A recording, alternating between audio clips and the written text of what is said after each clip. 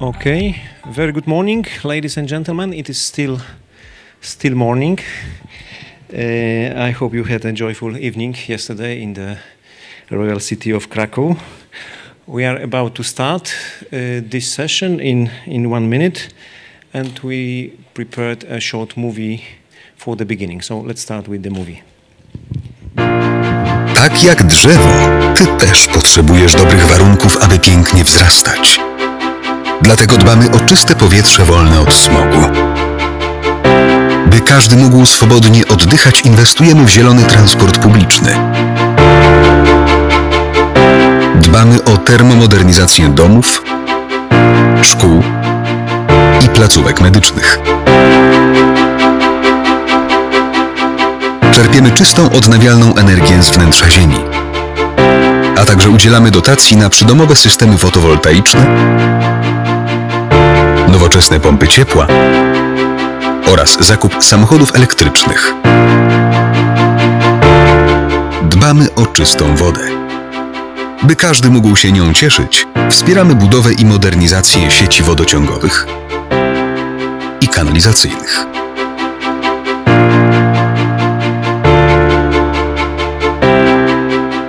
By każdy czerpał radość z bogactwa życiodajnej przyrody, dbamy o rozwój terenów zielonych.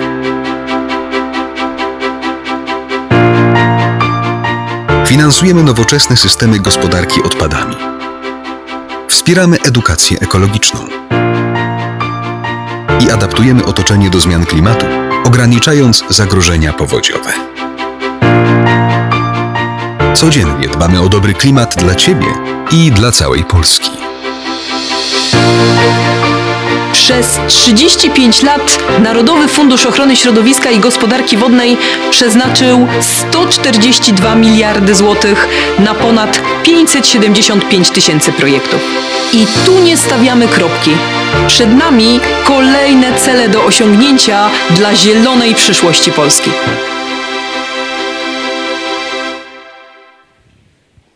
Okay, with this short clip introducing our host, we are all set to get officially started. My name is Radek Matczak, and I have the privilege to guide you through this panel. As you know, there are many competing panels at the same time, so thank you for choosing this one. I'm sure it was a good decision, and you will spend next 2 hours exploring the challenging and important topic of green industrial policy as a tool for building cohesion. Fortunately, we are lucky to have 5 experts with us today. They are here to help us understand the context, the risks, the challenges, and possible strategies for going green and achieving climate neutrality. They will also address how we can tackle these issues without deepening disparities in economic development and social security or access to public services.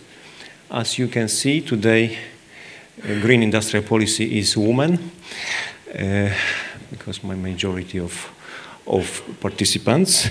And now let me introduce all of them very briefly. First, we have Marta Babic, who serves as the director of the Department of Foreign Resources and at the National Fund for Environmental Protection and Water Management in Poland. Next, joining us is Rina Badiani Magnusson from the World Bank, where she's a program leader and senior economist in the Prosperity Practice Group. Then I'm very delighted also to introduce Kirsten Dunlop, CEO of EIT Climate Kick. Welcome.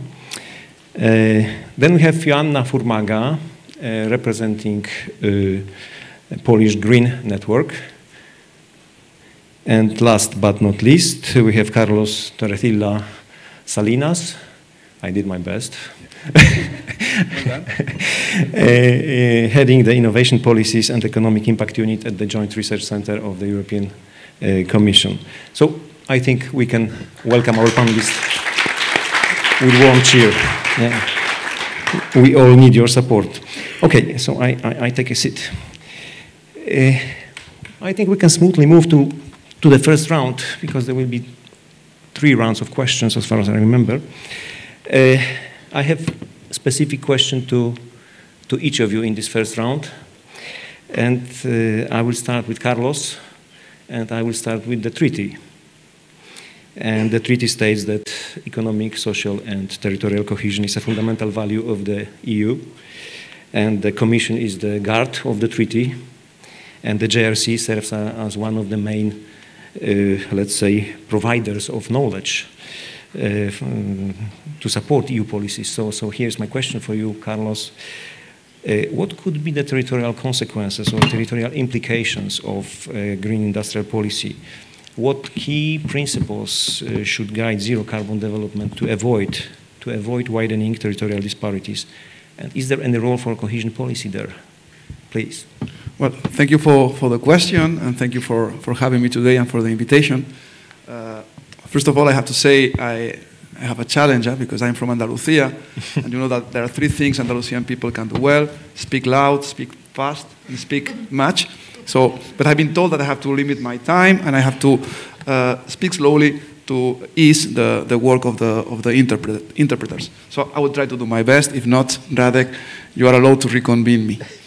Well, first of all, indeed, I work for the GRC. The GRC is part of the European Commission, and we are a particular service because we are providing scientific advice to the rest of the Commission so we can get the best and the most informed EU policies.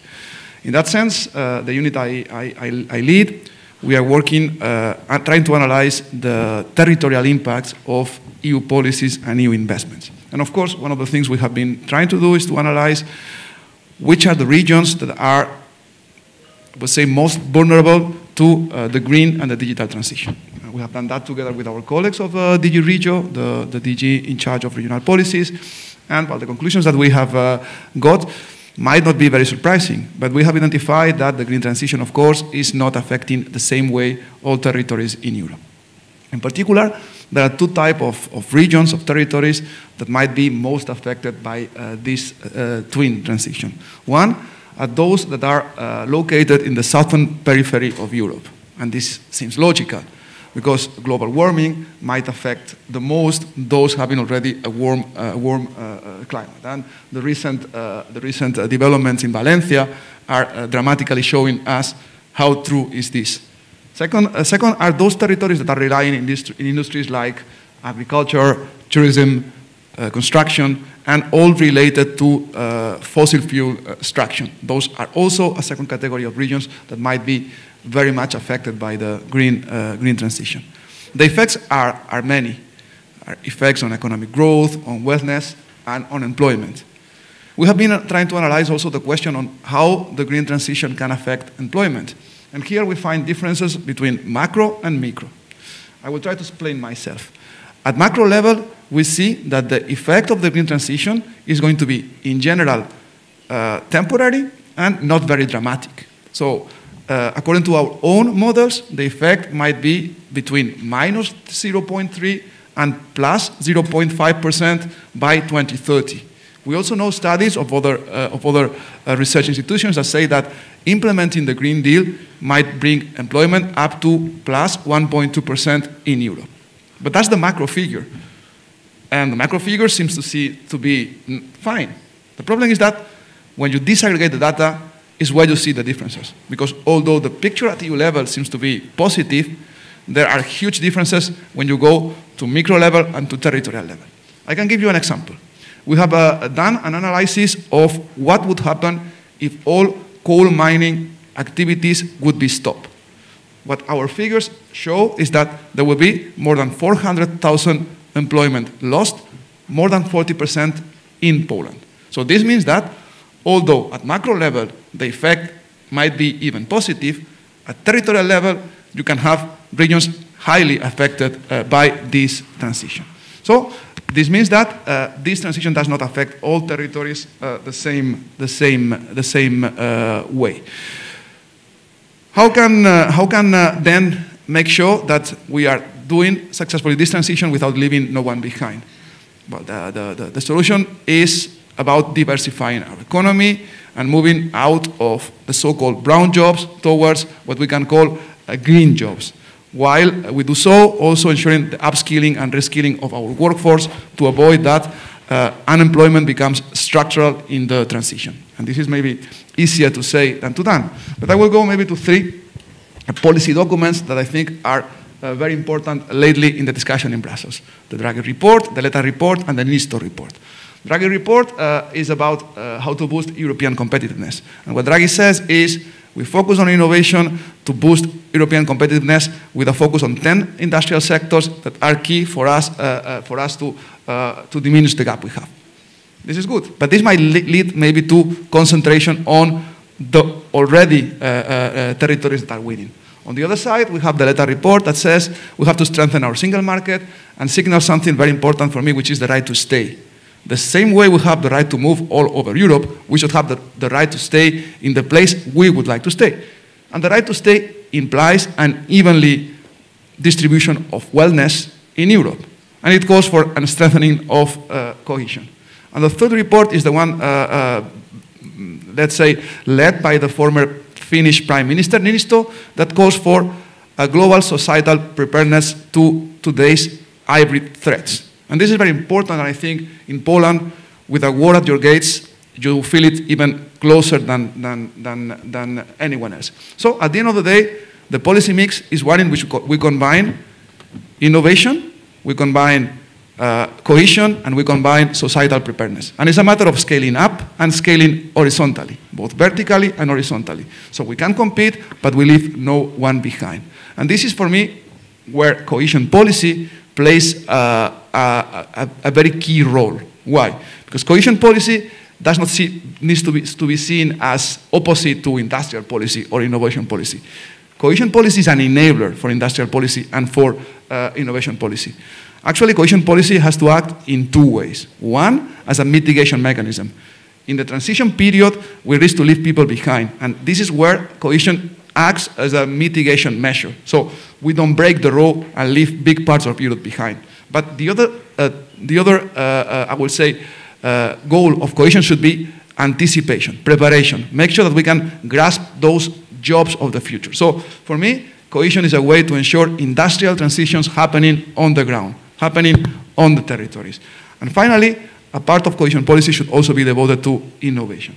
And to conclude my first intervention, almost on time, our macroeconomic models show, we have used for that a model that we have developed called Romolo, that cohesion policy has really positive effects in prosperity in Europe and in reducing the regional divide. That's my starting point. Thank you, Carlos. Thank you for this broad picture. And now we will get even broader picture, because we are shifting from EU to global stage. RINA, the World Bank, is helping a number of countries strengthen their institutions, so they are better equipped to tackle ambitious climate, sustainable economic goals. So based on your experience, how can ambitious green transformation goals be integrated into regional strategies? What conditions need to be reinforced to effectively tackle these challenges which are facing diverse regions from metropolitan areas to rural peripheries? Thanks a lot, and thank you for having me today.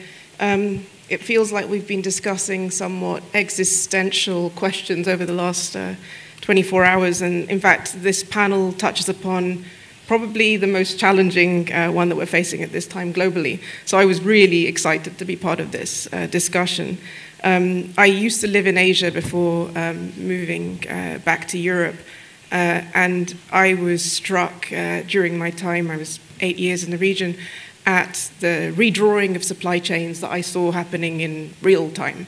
And I've continued very much to watch what's happening in Southeast Asia, but also in China in the last 7 years since I've been in Europe. And it sometimes feels existential because it feels like we're in a race, not just blocks against one another to get to the new technologies, to get to the frontier, both of innovation and production, but also we're in a race as a human race to ensure that we achieve the green transformation and we achieve it through technologies that are not yet fully there.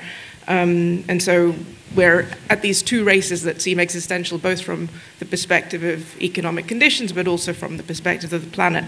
And it's always dangerous when you're in that existential point, because that's when policies can be made in a reactive manner. And so those principles of good policy making and thinking through from the macro to the micro to the managed to the transition, that's when it all comes to play.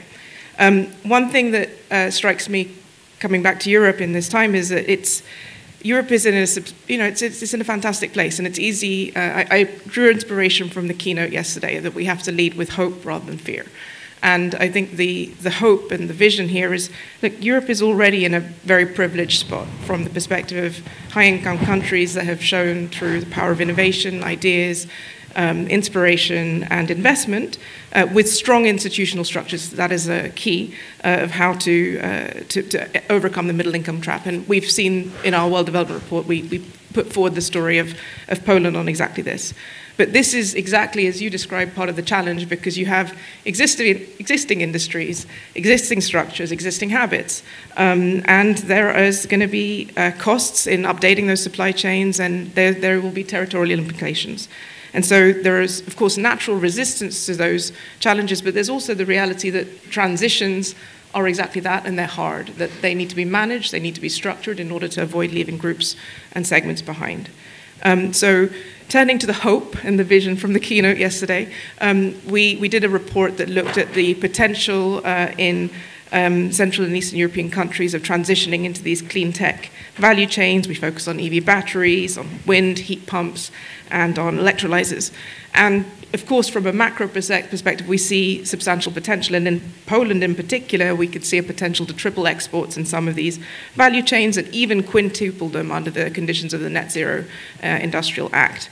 But that is in itself the hard part, because to deliver on the objectives of this growth and the perspectives, that's no mean feat. And what it requires is that whole host of policies that need to come together at the national level, which ranges from tax incentives and financial instruments, with those at the subnational level, which involve the enabling environment, the opportunities for companies to thrive, R&D and workforce development. And the smart specialization policies and toolkits that we see already, that's part of that structure, which is looking at comparative advantage of regions and thinking about how to bring together these different policy mixes. But what I personally think I'm concerned about in the discussions we've heard in the last 24 hours a day is sometimes we lead with finance and with resources and with grants and financial incentives, and we shouldn't only be leading with money and these incentives to get companies to locate in particular locations, because when we speak to investors, when we speak to companies, we see that they're not necessarily at the top of the list. As part of the same study, we did a targeted analysis of clean tech investors to say, okay, look, what's missing from the policy mix? Oh dear, 37 seconds. Okay, I'll have to come back to later. What's missing from the policy mix? You know, are incentives enough? And of course, the answer is, look, incentives are always nice, and we'll be going after them. Financial incentives will help us to figure out where to locate. But actually, from our perspective, we're looking at the enabling environment in a given location, because you build in that given location, but you don't continue to be invested there to be part of the green value chain unless you can be profitable. And profitability means you've got the skilled workforce, you've got the connectivity, you've got the plant, you've got the permits that you need. And as those medium-term tax incentives and subsidies sunset out, you've got the business plan and model to ensure that you continue to be part of that value chain. So I realized that I talked quickly, which I wasn't supposed to do, and I spoke too long. But what I will perhaps later come back to is some of the examples of the regions which have managed to bring together these enabling conditions with these macro incentives to push forward green tech industries. And then the examples of those that actually where it didn't work so hard. Well, and this is my one message I also want to end this note with, which is we tend to also look in Europe at policy successes and regional successes, but we also need to look at the examples of failures and build those examples of failures also into our policy design. Thanks. Thank you, Rina. I think you are really in love with Europe, I would say.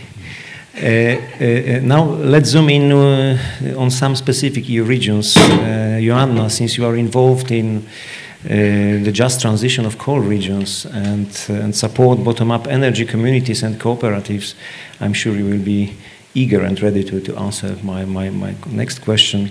The question is, under what conditions can the least developed or stagnating regions embark on green growth in sectors such as mobility, energy, manufacturing, construction, or agriculture? Is it possible for this transformation to rely only on internal potentials or not? No. Hello. Yes, it works. Hello, everybody. Thanks a lot for this question. Actually, you asked about many sectors, and the answer could be very easy. Just well, you are you are asking about the energy sector, so I can say that we are all think how to lower energy prices and how to keep still social cohesion, yeah, because I think this is the crucial point now, that when we are talking today we have about Compass, about Clean Industry Act, about China, US, about competitiveness. Yes, that's absolutely exciting.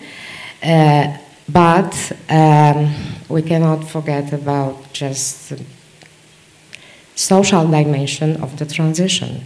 So it would be wonderful to have the very strong European branches, yeah, like, and just to win the game with US or China.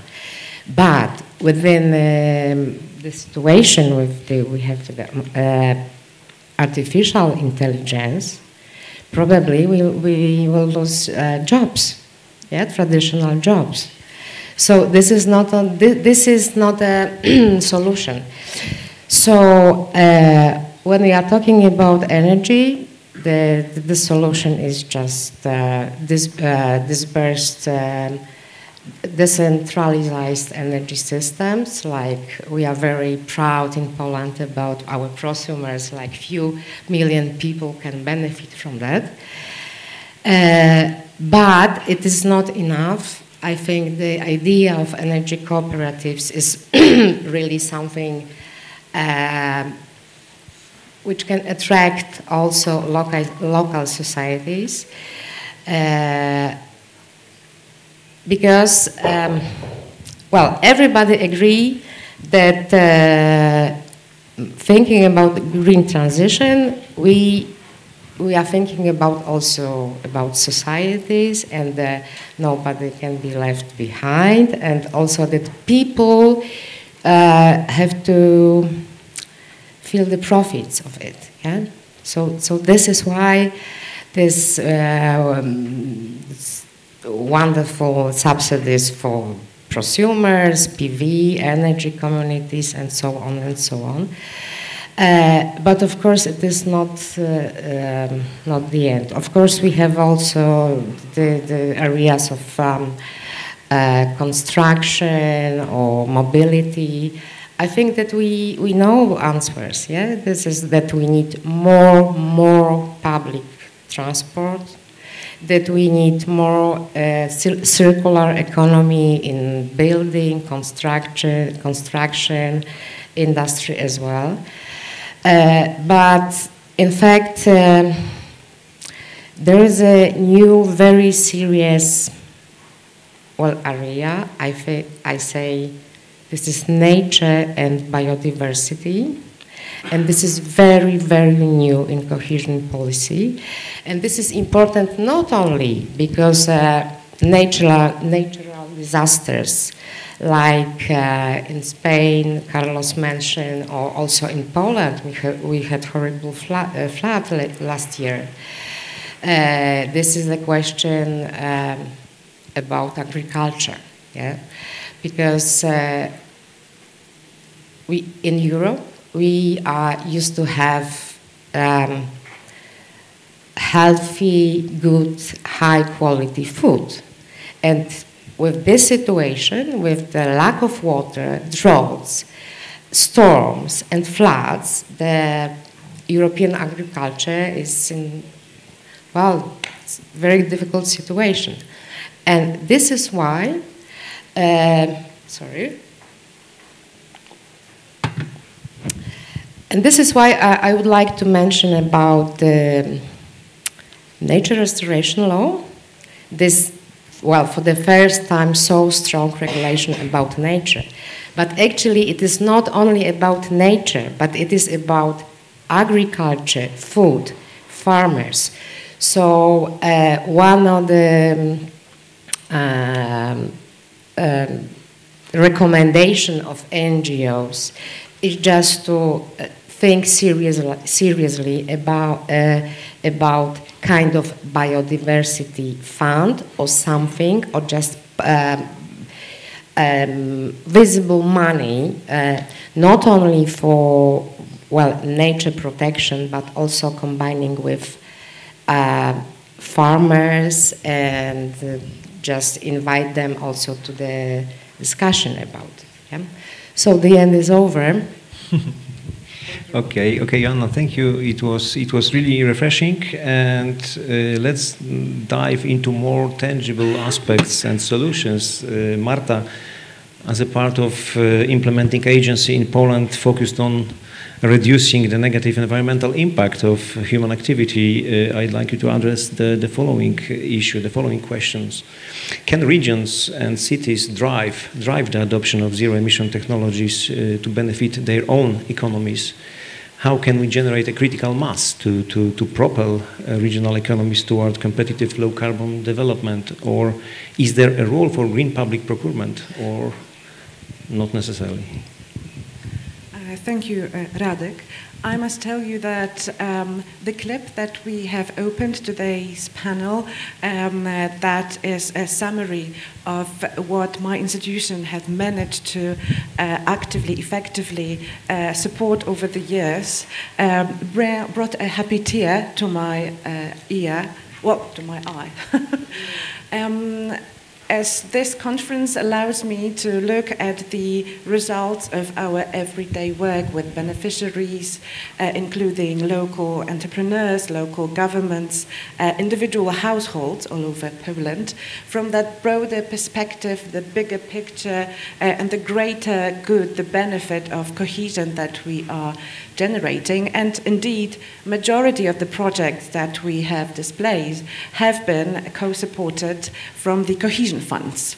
So I can take a short look at my everyday job and tasks to see the greater goal that we are achieving. But coming back to your question, absolutely regions, cities can and should include zero-emission technologies, zero-emission policies into their strategies, into their development plans, and they simply cannot afford not to do that. Otherwise, they will be left behind not only by the investors seeking places, seeking environments to invest, to develop them, their green zero-emission businesses, but also people will be choosing other regions that do invest in that do strive to become zero emission as a better places to live. So depopulation will probably be one of the first consequences of not doing so. And how regions, how cities can do that. First and foremost, to me, it's narratives.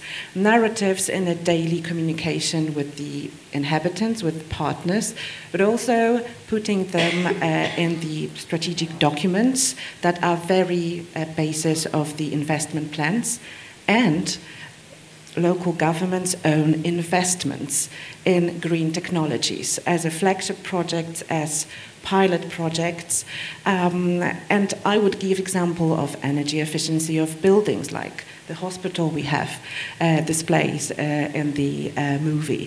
That's zero emission transport, and my institution does not go to any compromise when it comes to that. We only co-fund zero emission buses, electric or hydrogen.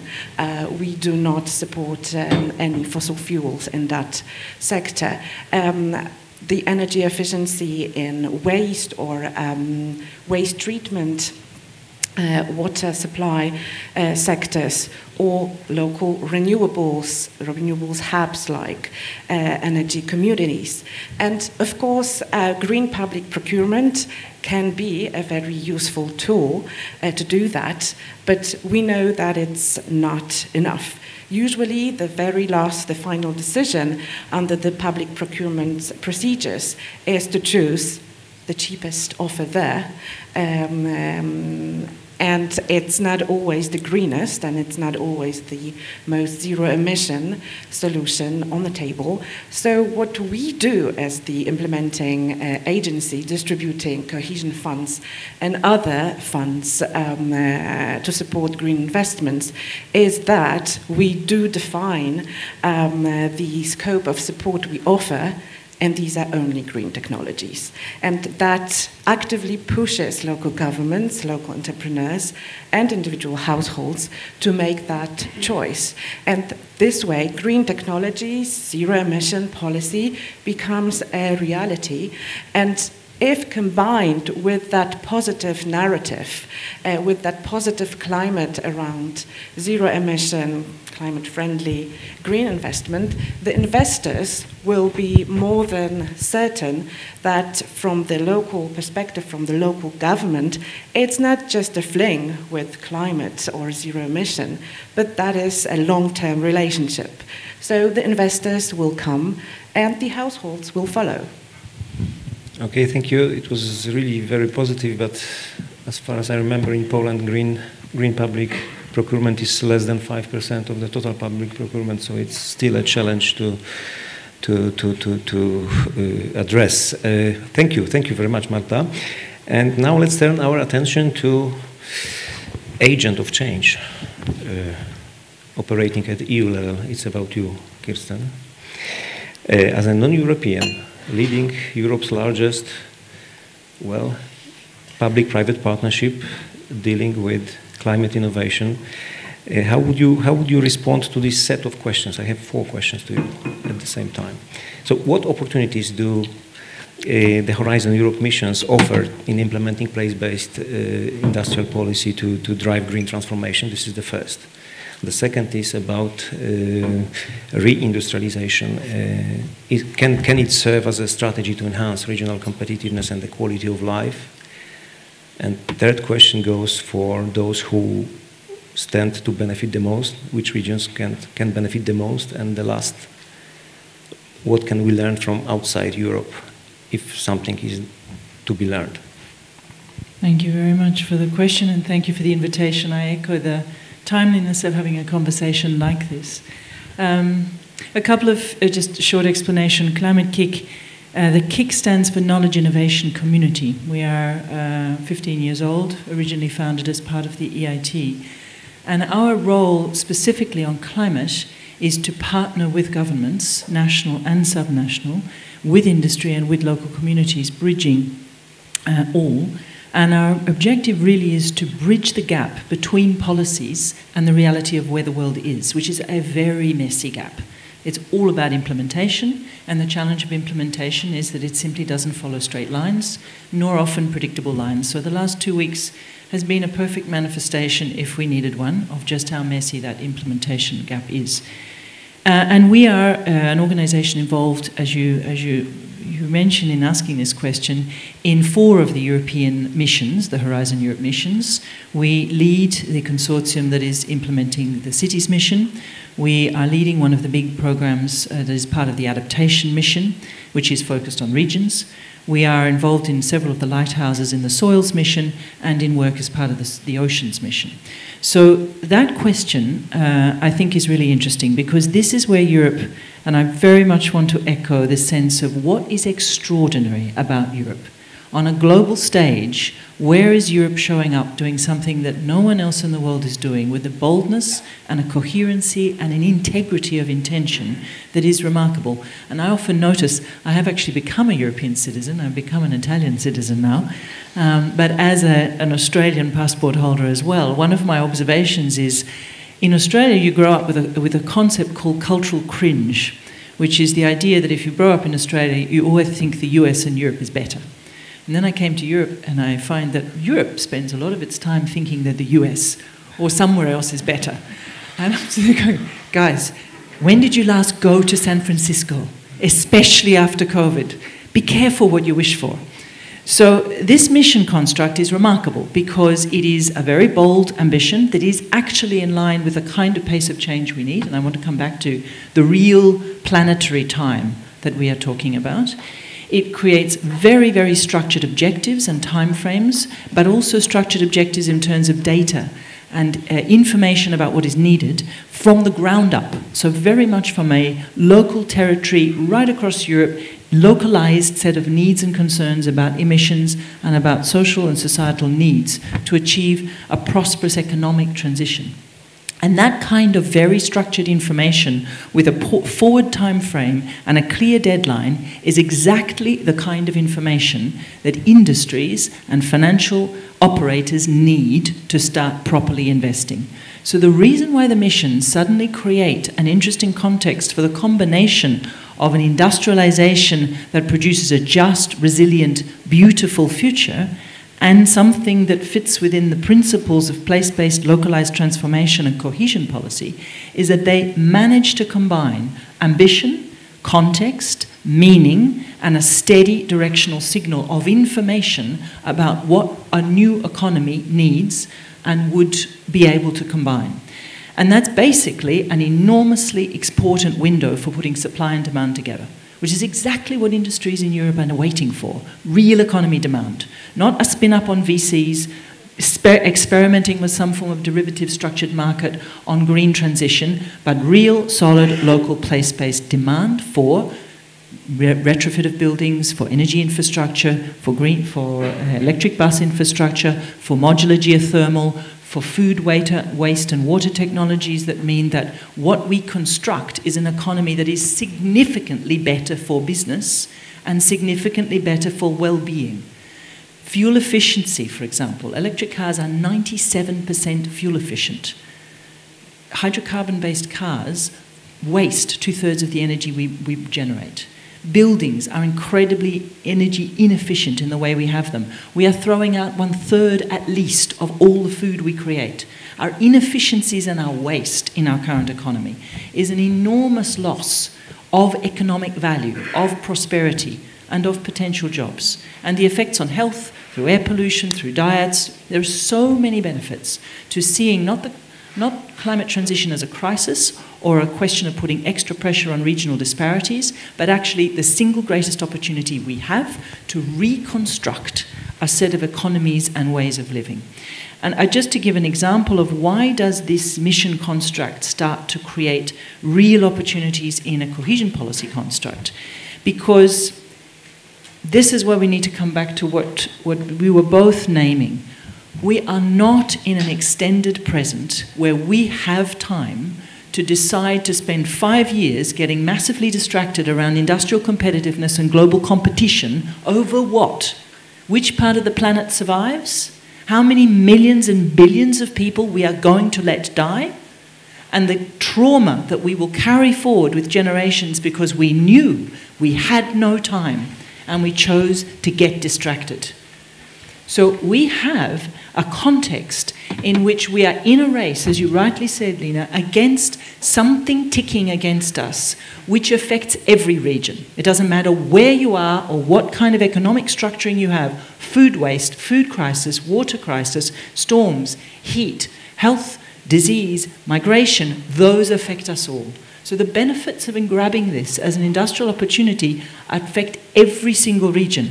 And the design principles that we need are about bioregions. They are about looking for local sources of materials, for circularity, for urban mining, for reindustrialization based on a dematerialization of the economy. So we use less natural and raw materials and resources. That's a huge set of new design principles that means every region stands to benefit and be at a position of competitiveness based on specific local possibilities. It also, exactly as you said, very much and importantly, energy, everything we do about materials and energy needs to be decentralized and distributed as a principle of resilience as well as a principle of well-being.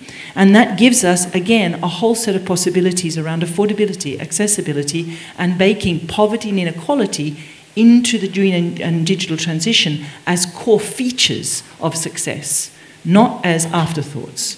So for me, structures like the European Mission are remarkable, they're bold, they're world-leading, if we know how to grab them and not lose our way.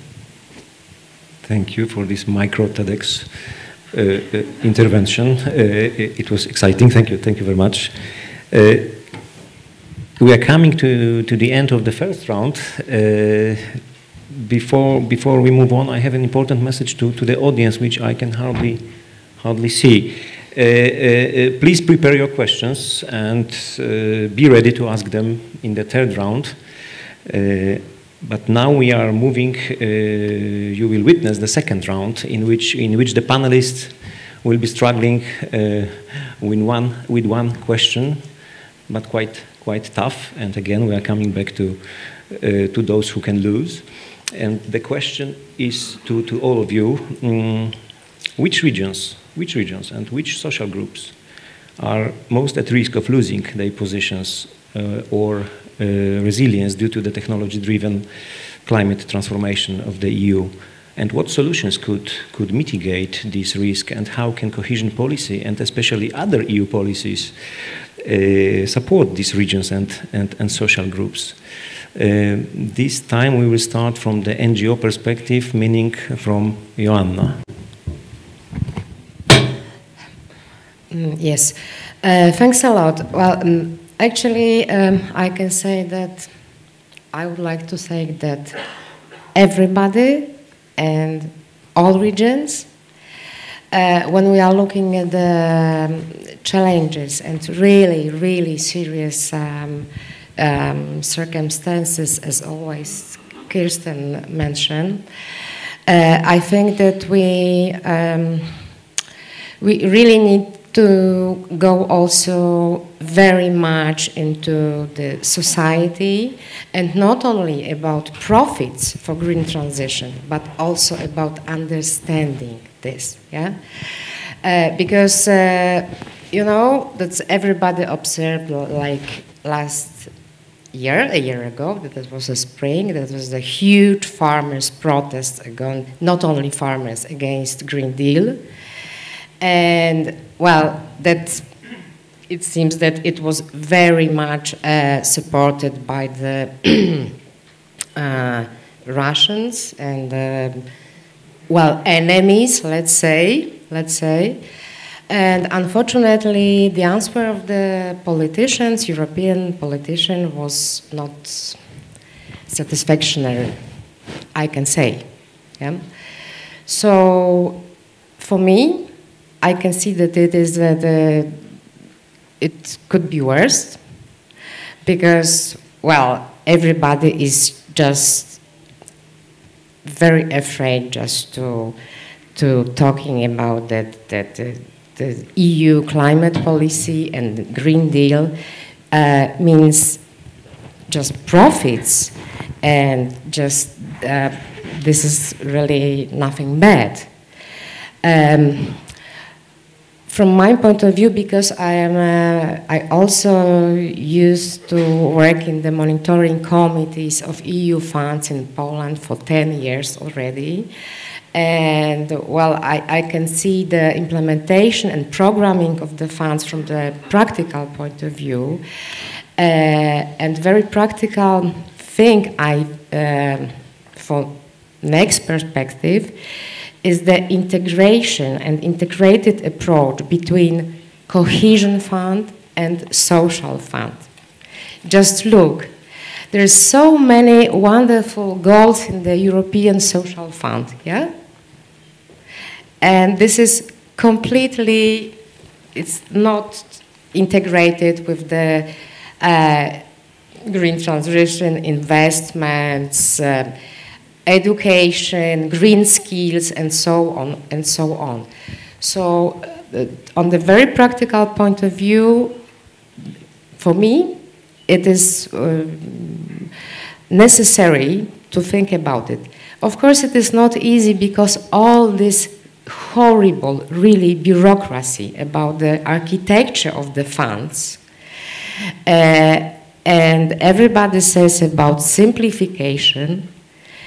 I understand this slogan, this need for simplification, you know, every new perspective, but in practice, in every new perspective, the bureaucracy is more and more complicated. So, you know, finally, somebody should cut it, because otherwise, well, it will not work.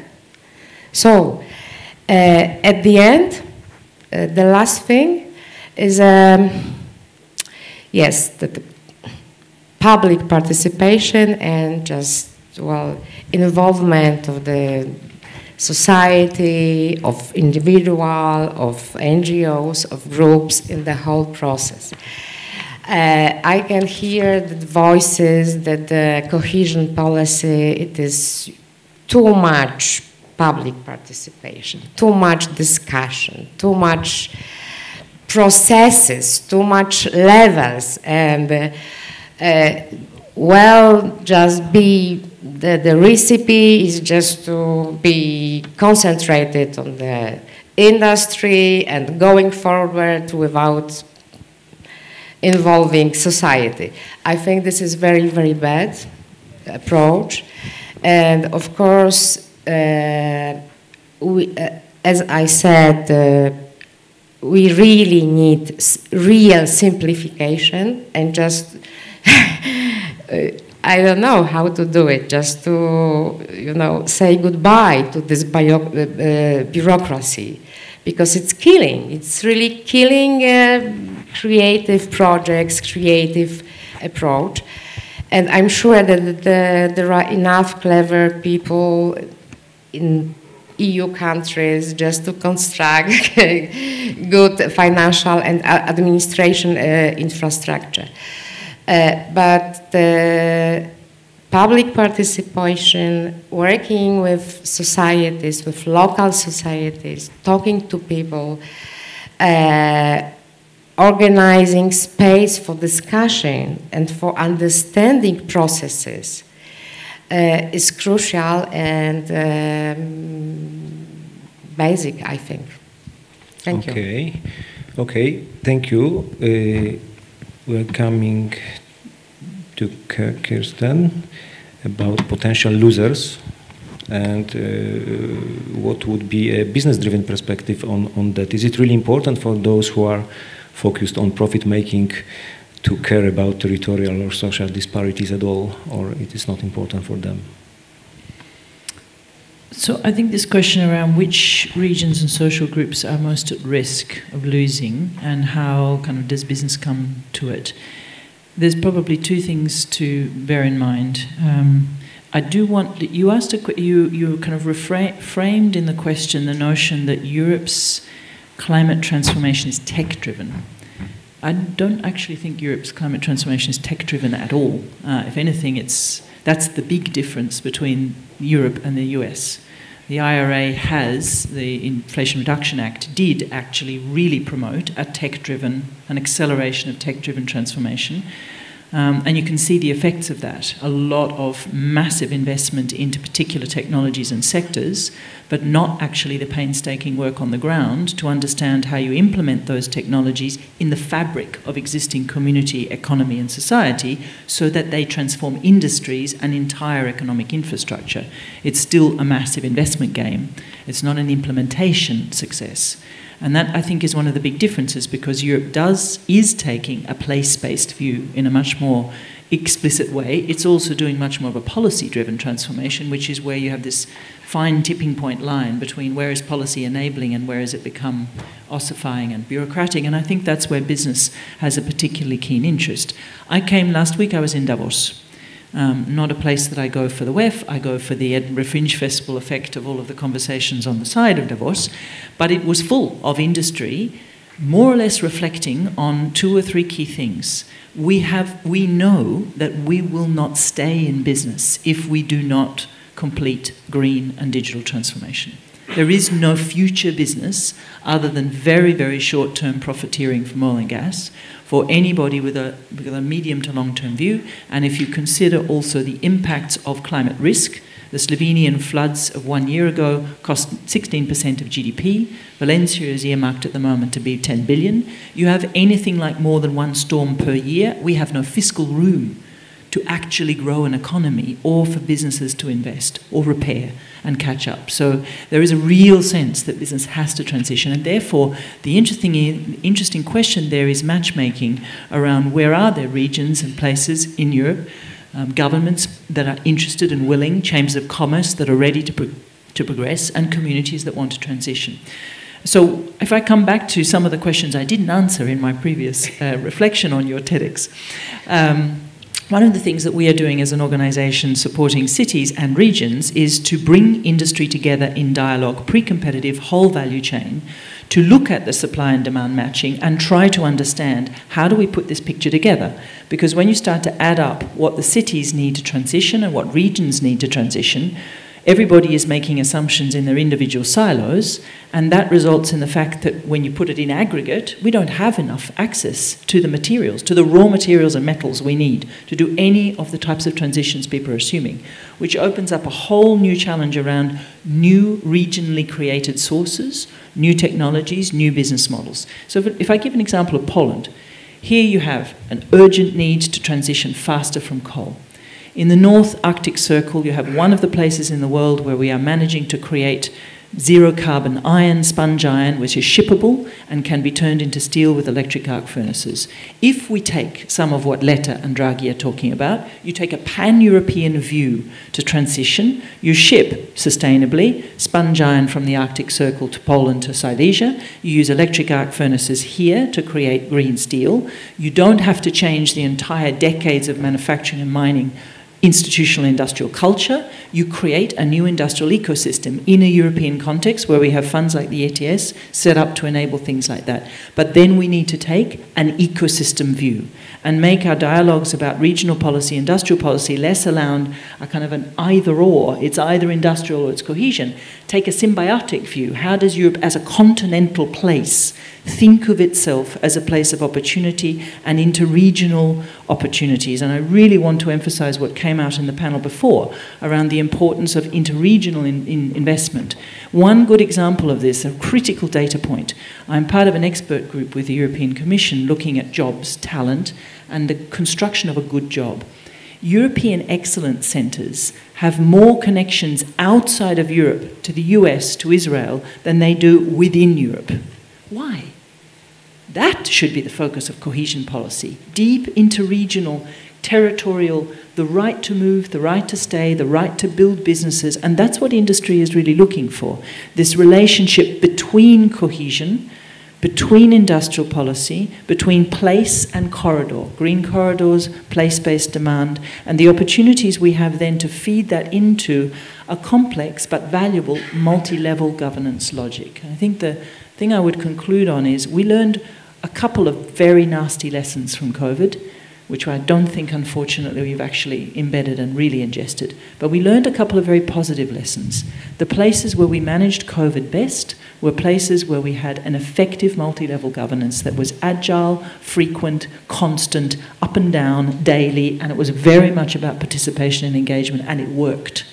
So designing that into our policies, coming from industrial needs and from cohesion needs, would really be the job for business and for governments to be done together. And that's one thing we are really committed to doing.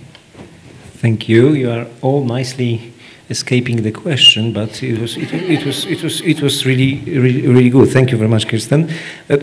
Well, let's assume that business is less sensitive to disparities than the central governments, and that's why I'm asking now Marta, what would be your insight here? Well, firstly, thank you, Kirsten, and thank you, Johanna, for drawing even broader picture of the climatic catastrophe that we are witnessing, and the fact that now adaptation to climate change and building resilience is an absolute priority, makes me realize that I have probably taken up the job and stayed in the climate energy adaptation sector for years now, because I'm a chronic procrastinator and I only work effective when there's almost no time left to do the task. And climate energy transformation is definitely a sector when we simply have no more time to lose. So maybe that makes me a good choice. But coming back to your question, we are usually seeing coal regions and heavy industry regions as those at the greater risk of being left behind by green and energy transformation. And that's why for the last 30 years we've been investing and cooperating in supporting industry, big entrepreneurs and local governments in investing going green. But in recent years we have reflected on the fact that individual households, that Polish citizens are somewhat being left behind, and they should be involved, they should be one of the beneficiaries of the energy transition. And that's why we have piloted, and now I would say half of the money we are distributing are the grants that are going straight to the individual households all over Poland, are an eminent proof that those at risk of being left behind are in each and every household around Europe. And what we did, we decided to draft and to implement a dedicated agenda, a dedicated support schemes directed to the individual households. And of course, from the point of view of work efficacy, it would be easier for me to only talk to a couple of big fishes in the sea and to co-fund 3 or 4 huge projects all over Poland. And now we are in dialogue and we are working with hundreds of thousands Polish households applying for seed money to invest in solar panels and become prosumers, or to invest in energy efficiency of buildings to retrofit the houses people all over Poland live in. And of course, if you need to work with the individual that is a non-business, non-climate, non-energy efficiency expert, it's so much more on our side to be able to explain the offer, to explain the benefits of investing in PV panels or in thermal renovation of an individual household. But we do that because we consider households to be at the biggest risk of being left behind. And also we have a huge potential there of generating demand for green products, but also for green services. And in Poland, we've had plenty of examples of people moving from coal industry to the PV panel installment sector. And it happens because we have managed to see the need and take up the additional burden, the additional effort of talking and being in dialogue with thousands of individual households. And to me, this is also crucial to make sure that societies do not feel left behind, that general public, including in Poland, is supporting energy transition, is aware of its challenges, but also aware of its benefits. And this is how we see our mission. And cohesion policy has been a huge help for us in doing that. Both programs, the one that we support PV panels in households and the one that we co-fund thermal renovation of individual buildings, have been supported by cohesion funds money, and that's billions of euros that I am honored to be able to distribute all over Poland. And yet again, this is how we make sure that no one is left behind, or at least the weakest, the lowest income partners, households, are not the ones being left. Okay, thank you for touching this point of social groups. And now, Carlos, it's your turn, and the question is very concrete. What do the Commission's analysis show about who might lose out in Europe because of green shift? And what the strategies might be to prevent this outcome? Well, thank you for the question. I mentioned already some of the lines in my previous answer. So we have indeed tried to analyze what are those territories that are at risk facing the green and the digital transition. We have identified certain patterns. So those territories that have weaker economic systems, less capacity to mobilize investments, those that are more dependent on brown jobs, those territories are the ones that are most at risk. These basically coincide with those territories that we have named lagging regions, and those that are situated in the periphery of Europe. This is not a surprise. We are also trying to look to another angle which for us is very important, which is what are the determinants of what we can call climate discontent. We need to understand that in the last European elections, 1/3 of Europeans voted for Eurosceptic options. So the fact that we are leaving territories behind is not neutral. It has political consequences.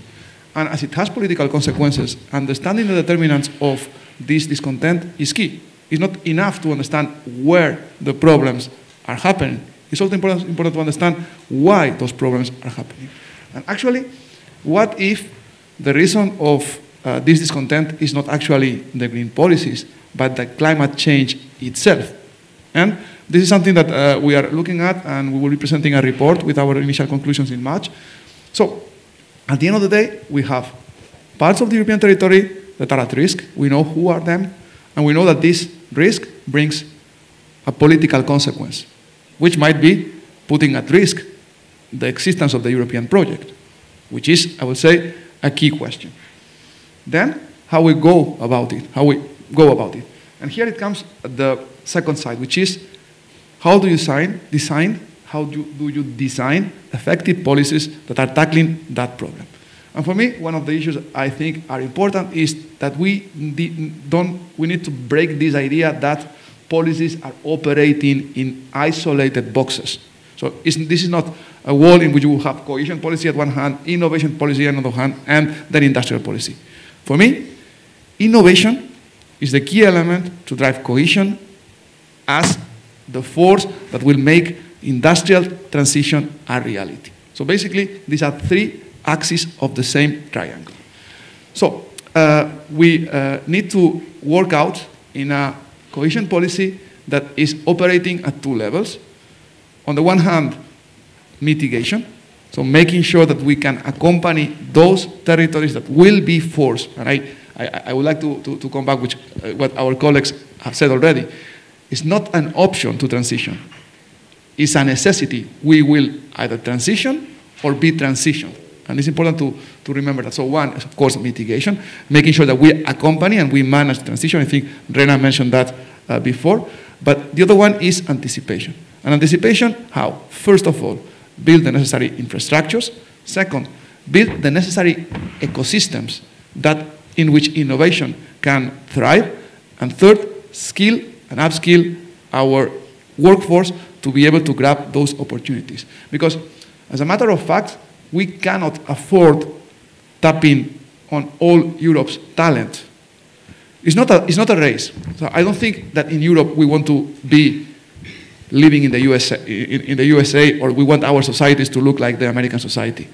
But what is true is that if we are not able to keep our levels of prosperity, we will not be able to keep our way of living. So it's not that we want to be like other parts of the world, but we need to keep our prosperity to be able to live how we want to live. And to do so, we need to tap on all Europe's potential. And I want to signal an example that was given by Andrés Rodríguez Pose in the plenary session. One of the most recent groundbreaking innovations coming from Europe, the mRNA vaccine, was coming from the University of Mainz, which is actually not a big pole of innovation. It's a medium-sized European city. So this means that if we want to win that race, to keep our prosperity, to keep our way of living, we need to tap in all European potential. And for that, cohesion, based on innovation, towards industrial transformation is the key. Then, maybe a couple of examples that I think are important. The fact that we live in a multi-level governance scheme in Europe, I don't think is wrong. I think it's a strong element of Europe, and we have to build on it. It's more complex, and I know it's more complex, and I know we need to do an effort on simplification, but it's important that we keep this idea that communities, territories, cities, regions, and member states are to be taken into account when designing continental policies. If not, we will be making a mistake and we will be losing part of our roots. For that, the GRC, the institution I work for, have been bringing methodological approaches. We published something called the Action Book very recently that I think helps on how to set up this type of multi-level governances. And we are running a project currently. It's sponsored by the European Parliament. It's a preparatory action to see how these multi-level governance schemes can work towards innovation. 5 Polish regions are already there. So we are trying to do our best to make this happen. Thank you. Thank you very much. Mitigation, anticipation, and multi-level governance, you mentioned, yeah, it is really a long-term powerful tool. Rina, we are moving to you, and again asking for this global perspective. What's the smartest way to ensure that fewer regions and fewer social groups feel left out of the benefits of the zero-emission development? So I guess one of the reasons why we might have all been hiding a bit from your question is because when we put it in terms of loss, I think you focus in on victims as opposed to opportunities, and actually we all lose. I think the one common thread here is that we all lose if we don't move together in the direction of moving towards more sustainable lifestyles, product and consumption patterns. The World Bank Group updated its mission to ending poverty on a livable planet for exactly this reason. Livability encompasses many aspects of environmental degradation we've seen, from air quality to water pollution, and we all lose if we don't consider how to tackle these problems. And so, taking up many of the comments in this in the panel, I think we have to.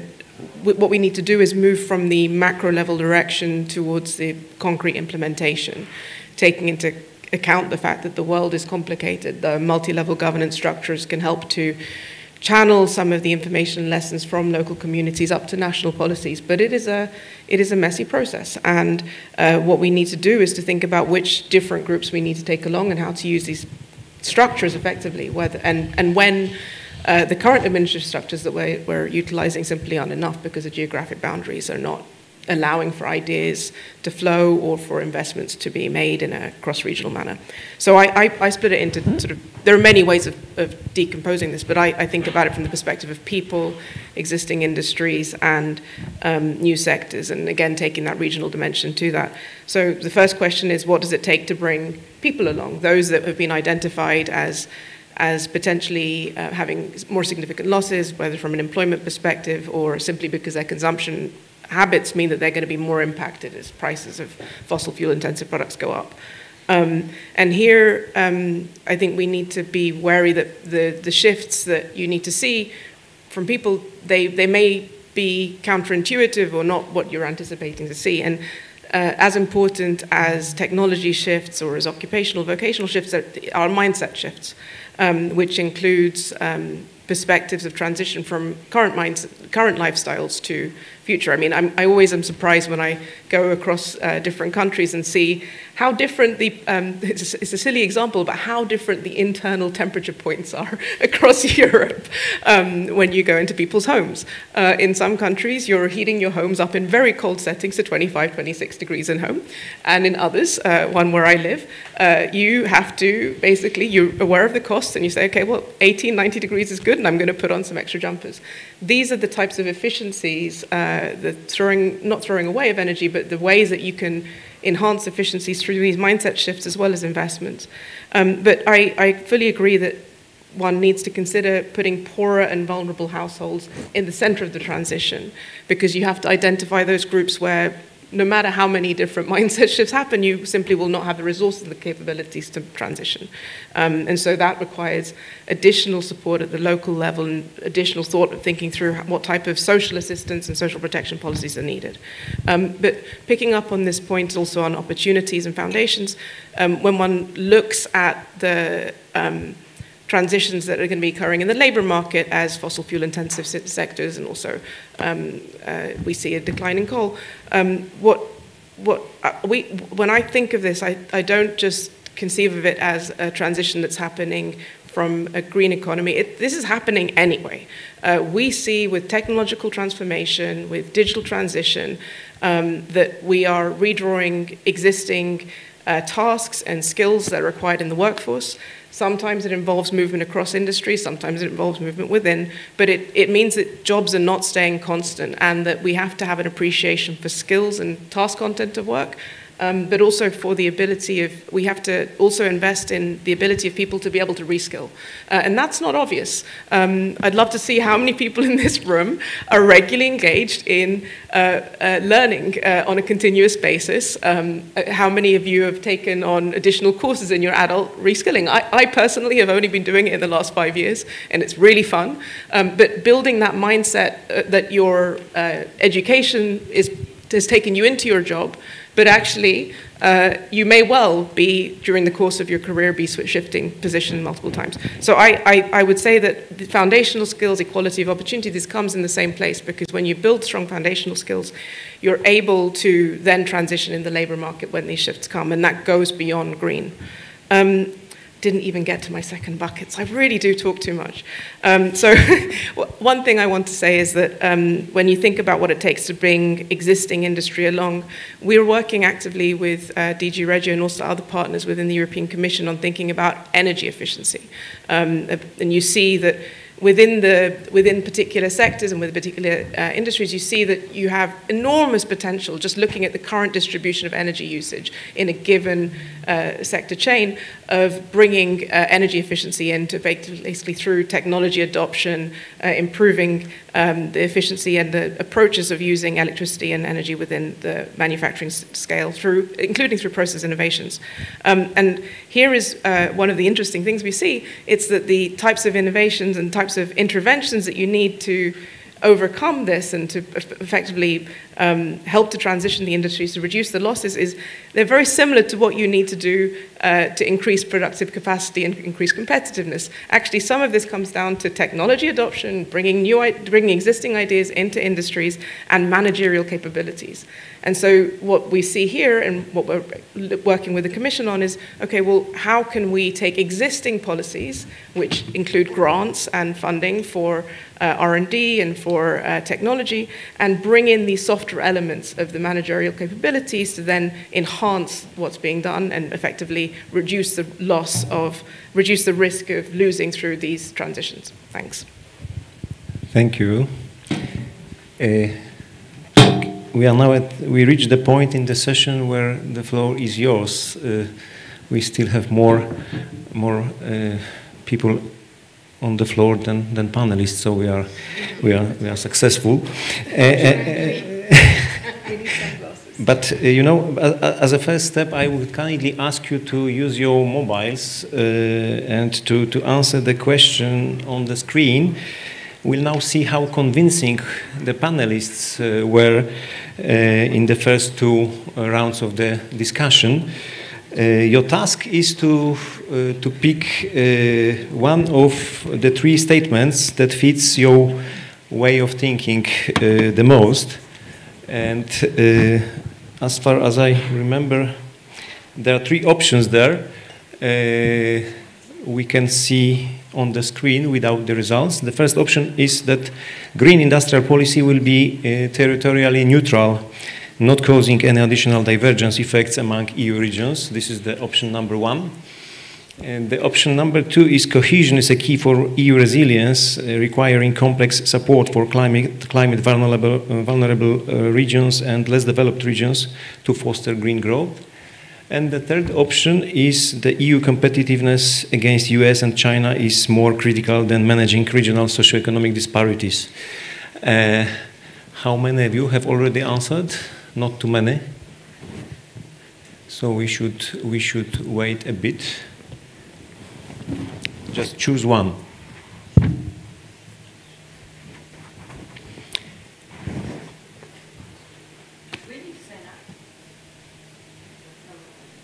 Yeah, can we see the initial screen again? Yeah. There is a code and there is a number. You can use what you want. Oh.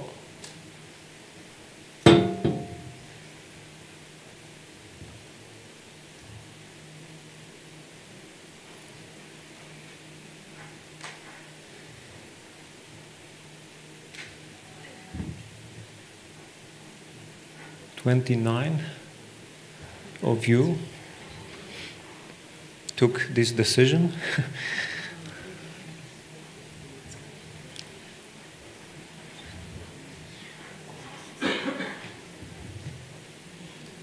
Okay.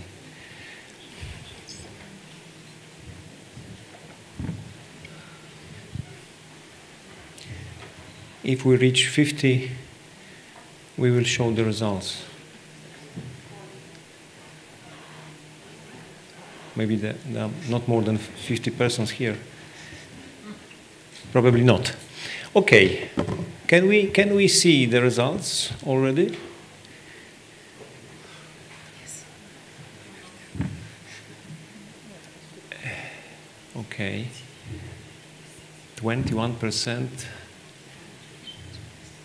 is thinking about competitiveness against US and China is more critical than managing regional socioeconomic disparities. 5% believes that green industrial policy will be territorially neutral. And majority of you is of the opinion that cohesion is key for EU resilience. Of course, it was the sentences were invented by me, so they were, you know, they are not fully objective, let's say, but we know something more. We will ask the panelists to comment on these results later, but now it's your turn to ask the question. There are some persons with mics. Okay, we start from Justyna.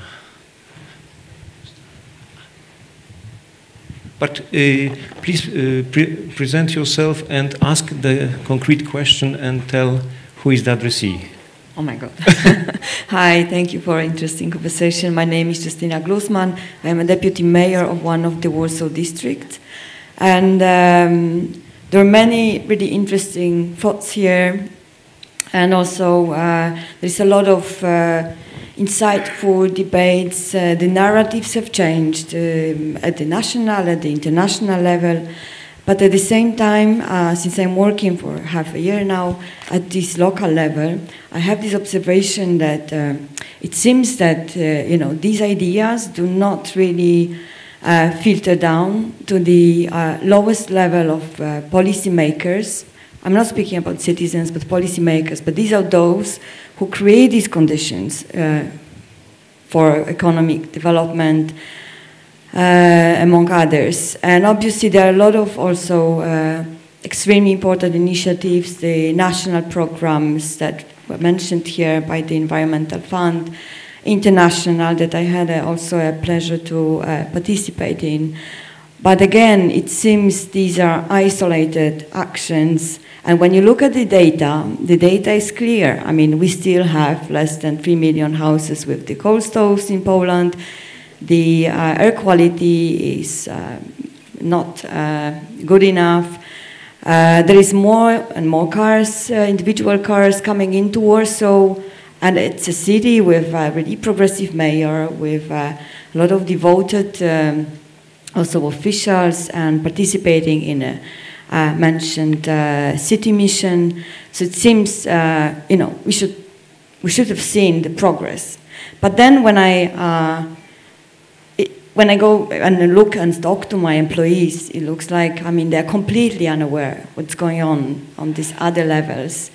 And they ask me whether, green and blue infrastructure is something legal. Can we do it? Can we do it like that? Or when we discuss how to renovate buildings, I need to convince them, how to make the complex or deep retrofit and not just the, lifting the facades and so on. So I think there is a lot of to be done. We are missing some systemic concept of how to make all levels of the society and public administration, to be on the same page. I believe that's one of the biggest obstacles on the way to green transition. I don't know who would like to answer. Maybe one of our not Polish guests, just to see another perspective. Tough question, thank you, but we will catch some others. Yes, here, I can see 3 persons here. Thanks a lot. Sonia Buchholz, Forum Energii. I just would like to ask, with respect to the just transition and transition of the post-coal transition. So what we know is that for some regions it might be easy to replace the former motors of growth to the newer one, maybe the greener one, maybe the one more oriented digitally. And for others it might be very tough. So the case in Poland is, for example, Bełchatów, where lignite might be easily replaced with renewables, and the general business model will be more or less the same as previously. And with Turów, where I would say the opportunities are maybe not that attractive.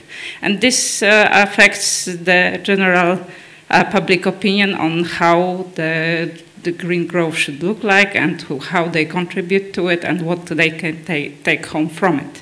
So my question is, how can, for example, World Bank and the European Commission contribute to design or to offer new alternatives? Because sometimes it's not that easy to find the alternative new model of growth for the regions, especially if it's not switching from energy to energy, for example, because it requires deep reskilling, it requires new value chains being added to the to the new ones, to the ones that are already established. So, how can you contribute to it to make to reduce the risk of social backlash? In fact, thanks.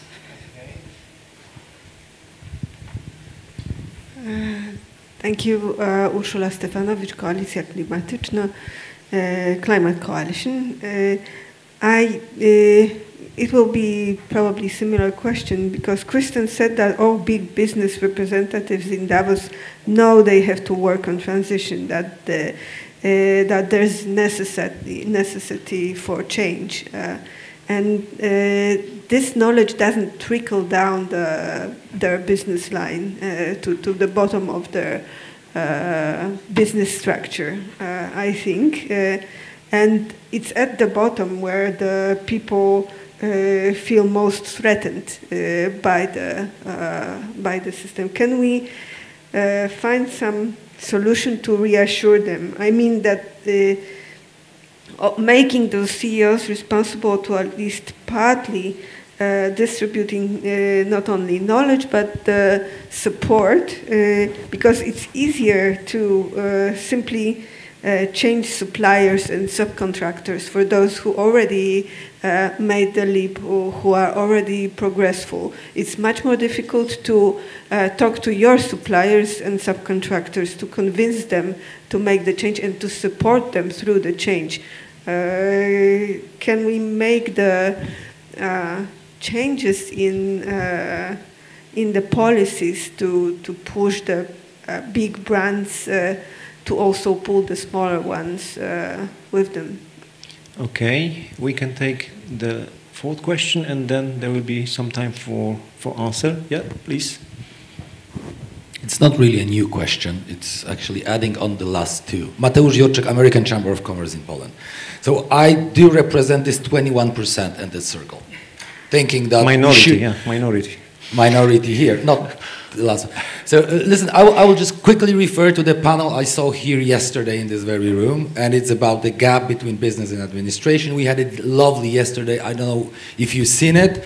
We had business talking about their needs and people from the Commission and other, let's say, offices saying about their needs and policies. So the gap is there. It has already been said today. So I'll try to simplify that question. So who's going to feed us in the period of transition? So we cannot put 200 million people in Europe, employees, on the payroll of the Commission. We can't. And we're going to starve if the speed of transition will remain as it is. This is the voice of big business and manufacturers, industrial customers here we serve. So my question is, so real question is, I'm not trying to say the direction is wrong, but I'm trying to ask you if the speed of the change is right, and should we keep the pace of the transformation, energy transformation, leaving those who already exist in this continent with those a little bit more maybe old-fashioned businesses, and maybe they are energy consuming, but can we afford to lose them, and who's going to pay for the transition then? That's it. Thank you.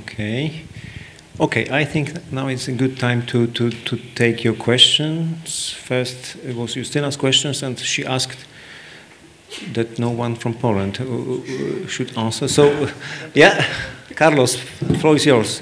Yeah, I'll take maybe a bit on the first one and a bit on the second one. Yeah. So the question was about, do we have a systemic concept on how to involve actors and all be on the same page to face the transition? Well, I am not going to claim that I have the answer, but what I can say is that in the GRC we have been working on that for a while, and we do have methodological approaches that, building on the historical concept of smart specialization, can allow territories to identify relevant actors that needs to be involved in transition innovative processes, going beyond the quadruple helix concept, that also allows you to discover funding that could be used for those policies, and giving you practical, I will say, items to implement, monitor, and evaluate those policies. We call this action book.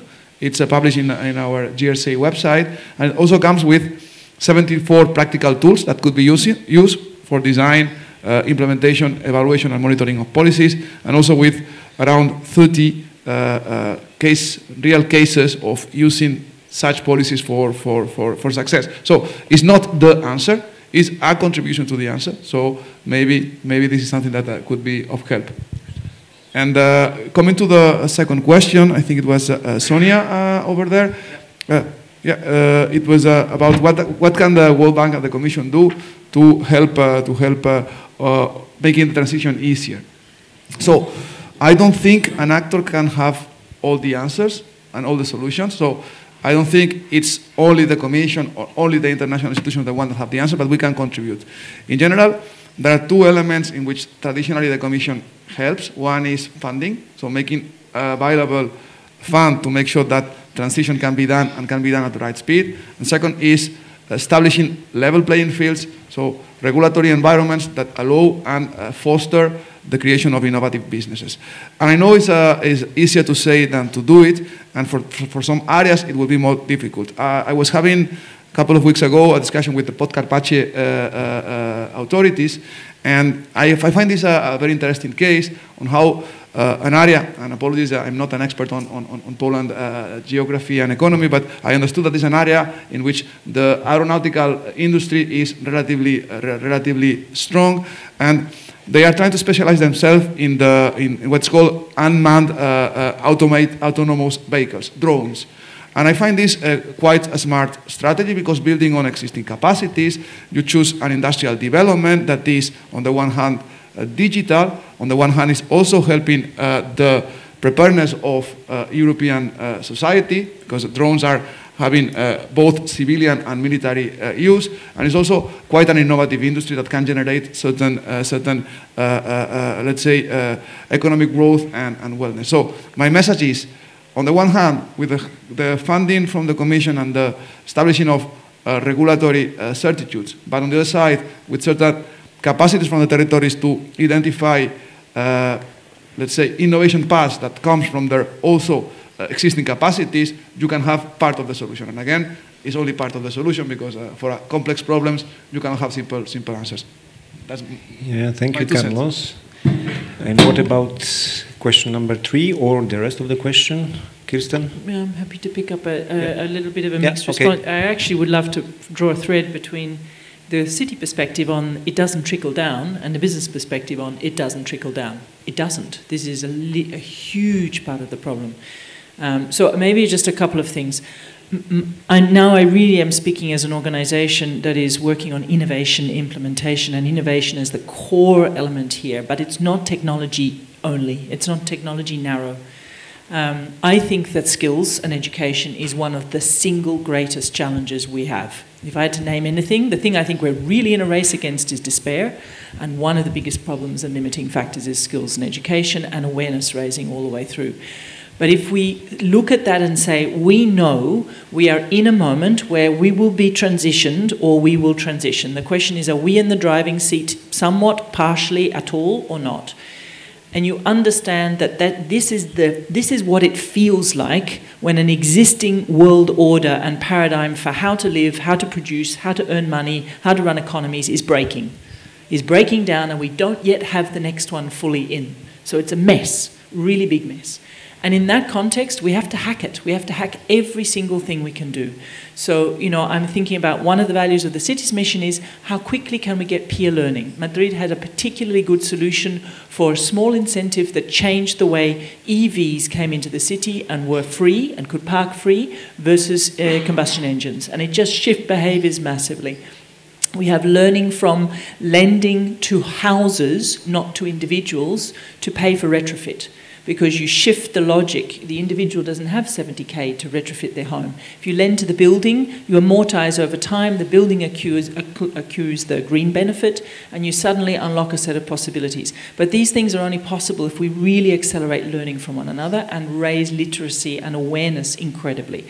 And I think this applies similarly to the public administrations at every level as it applies to business. And I would certainly not claim, in Davos I was not in the WEF, and I know perfectly well that in the core of the WEF there are a bunch of businesses celebrating that now they're going to make money as quick as possible.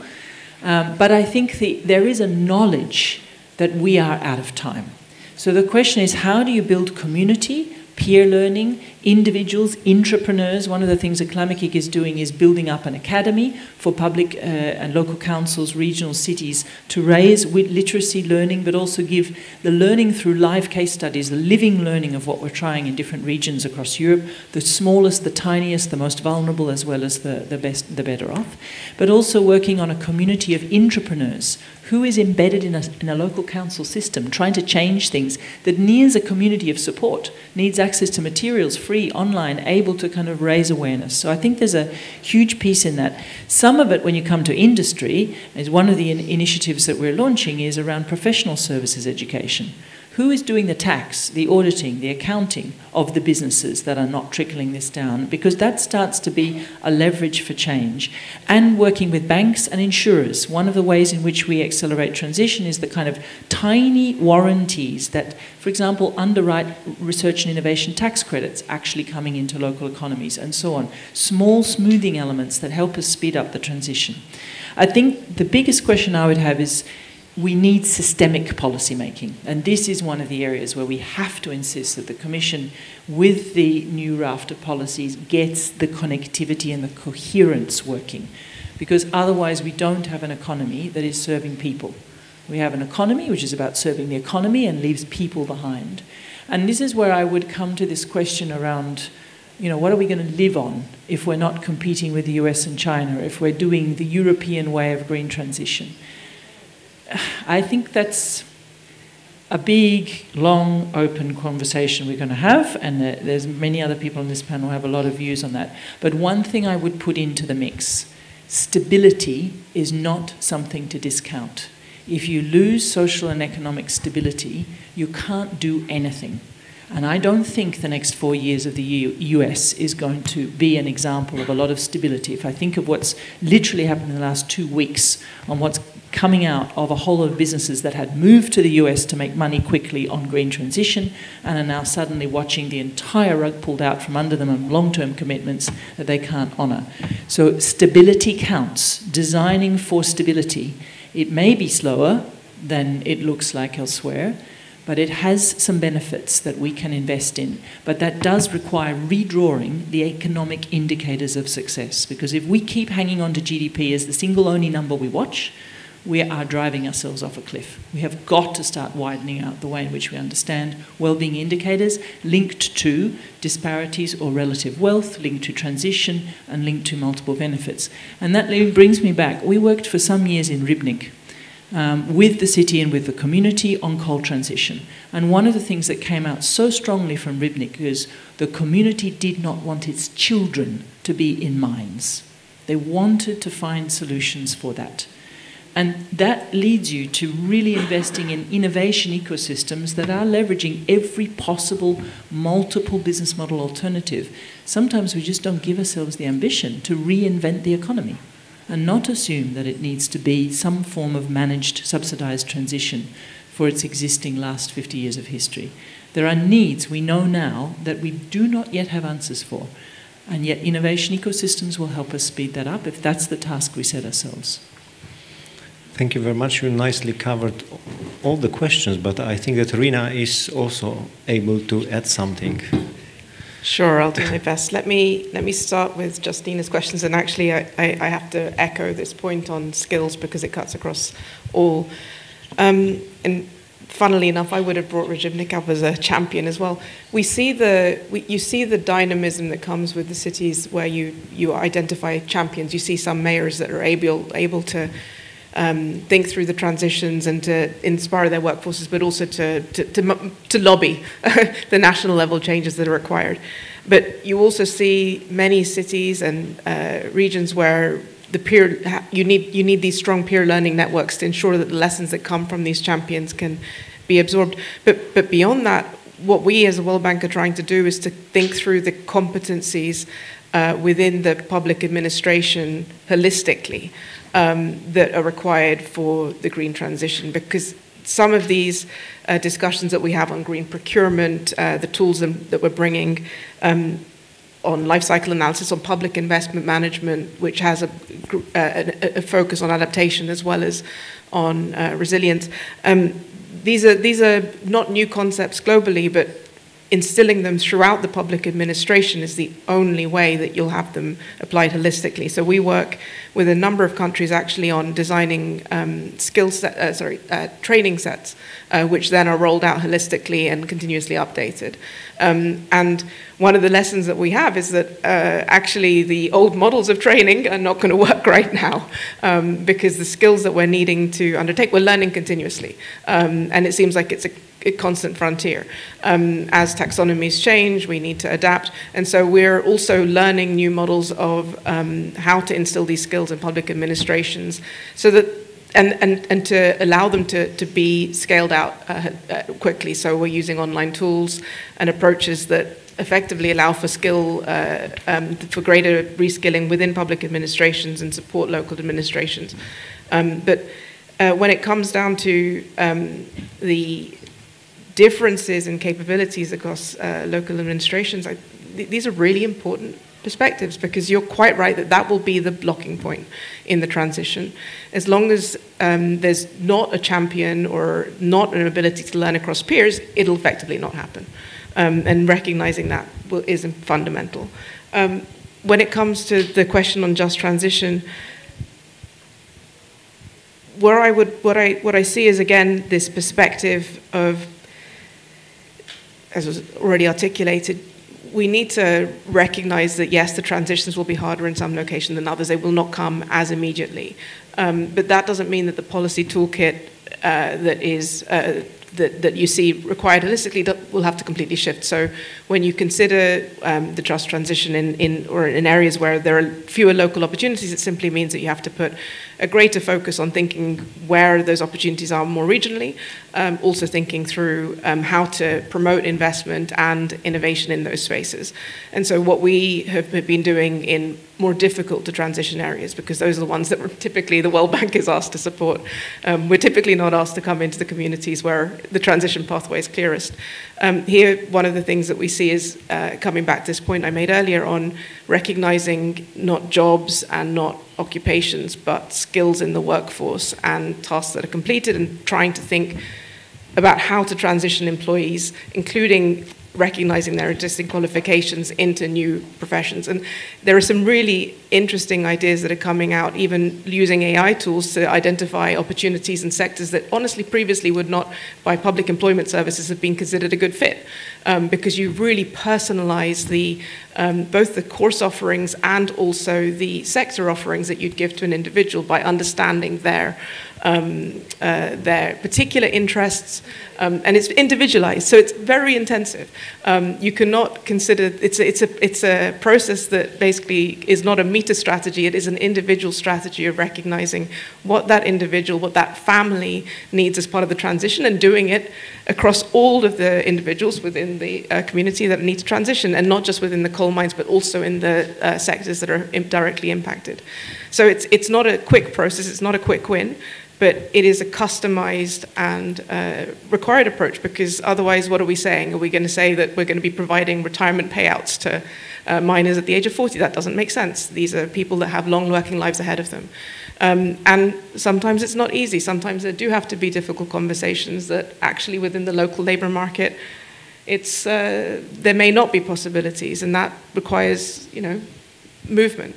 But it's that individualized skilled passport approach, which thinks through what that individual needs to move and transition, that has to be the backbone. And I'd like to come back to the strength of Europe in this, because this point on helping individuals transition, thinking through the social contract, making sure that it's a transition that's equal, that's the strength of the European model. There is the focus on public employment service, on social assistance, on social protection, ensuring that no one is left behind. It promotes and provokes these conversations on how to ensure that as communities you transition, as individuals and families, the transition pathway is set. Thanks. Wow, it was so much energy in your answers, but still one question I came to my mind: who is going to feed us? Maybe Marta or Joanna could take this one, or.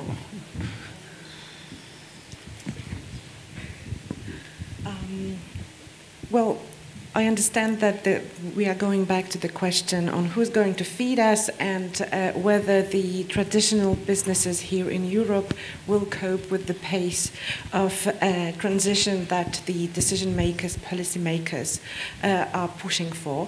I don't think we can afford not to see that in China this revolution has already taken place, that globally when we see our global competitors, they are already taking us over.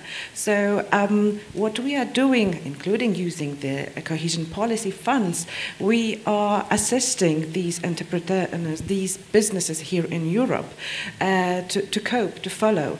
And majority of money that I am distributing from the cohesion policy and other sources is directed to entrepreneurs that are already active on the European market, on the Polish market, and we offer them financial support, and also we offer them advice on the best technologies they can implement using our support, our grant or loan money, to be able to keep up with the pace of the global change that is already taking place, no matter whether we consider the pace to be enough, sufficient, or maybe too fast. So I think that decision has already been made. When we look at the global competition between continents, between countries, and China is an excellent example of a country which is not very climate change enthusiast, I guess, but made a way to make money on the fact that zero emission technologies sell well, that energy efficiency translates into better profit in terms of economic activity. So, to me personally, pushing for green economy, for zero emission, is equal to making a better business case, because you use less energy, because you generate less waste, because you need less to provide the same product or the same level of service. Okay, thank you very much. Are there any further questions? I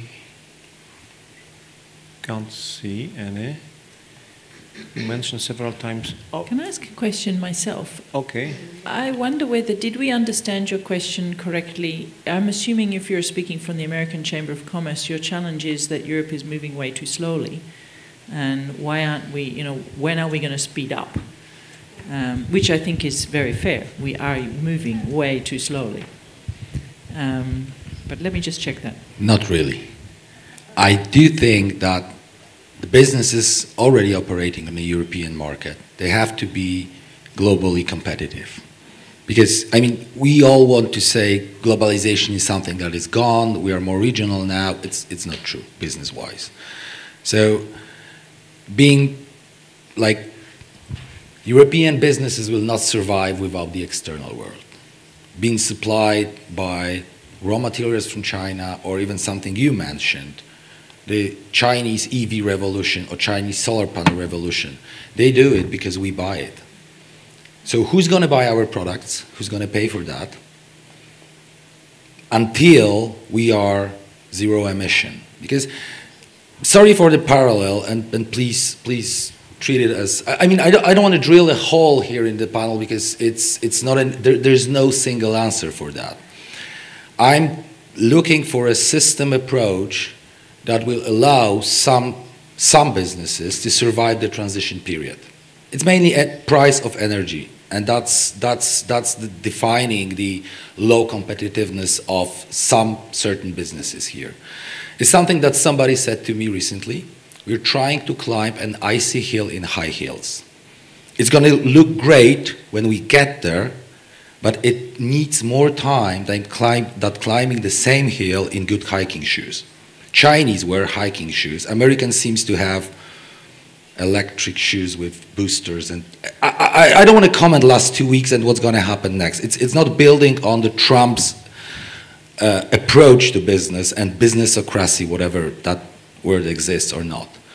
I'm talking about something that was existing. And I think that we're trying to achieve something nobody's even dreaming about. So Europe is going the direction that nobody in the world is even looking at. And it's brave, and we should do it. The only thing is that what we're going to do to get there. Because if we lose businesses, it's the business who will finance the revolution at the end of the day. We need to keep these businesses profitable so they can finance the revolution, not kill them right away. What we see, and Poland is maybe not the best example, but we see and we talk a lot about this factory has been closing down, 2,000 people losing their jobs. They're going to find their jobs somewhere else.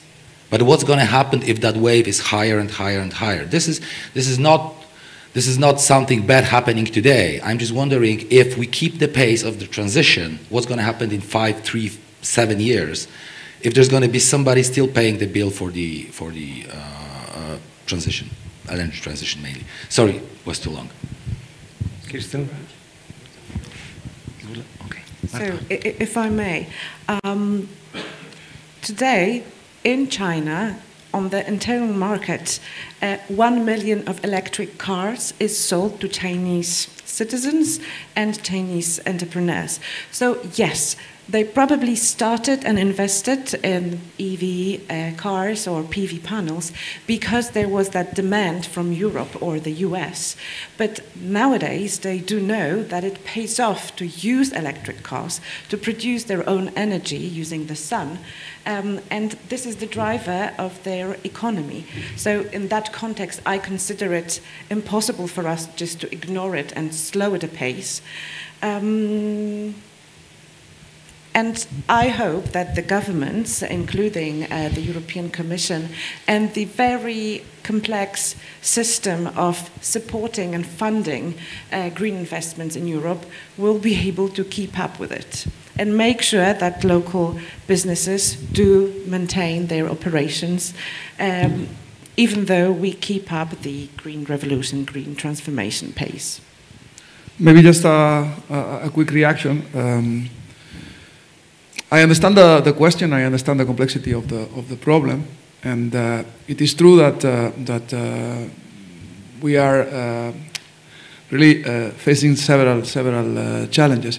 But sometimes we tend to see things in a we'll say, in a deterministic way. Yeah? And I would like to give you an example: artificial intelligence. No? Until last week, artificial intelligence was dominated mainly by 5 companies based in the United States, big technologies. It seemed a no competition market.